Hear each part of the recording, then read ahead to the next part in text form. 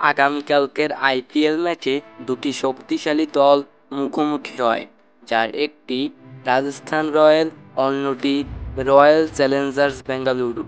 Royal Challengers Bengaluru প্রথমে batting করতে নামে এবং প্রথম দিকেই তাদের ওপেনার ট্রিপ সল্টকে হারায়।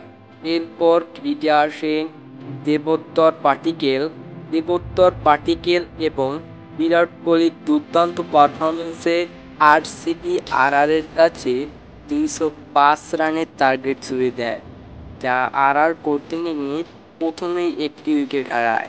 আগের ম্যাচে ফর্মে থাকা ১৪ বছর বয়সের বৈভব মাত্র ১৬ রান করে ফিরে যায় গ্যালারিতে।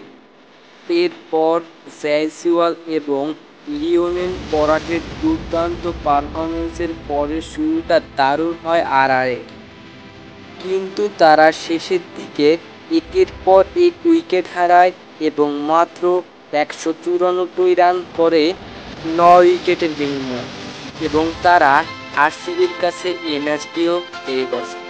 ক্রিকেটের নতুন সব আপডেট পেতে চ্যানেলটিকে সাবস্ক্রাইব করতে থাকুন।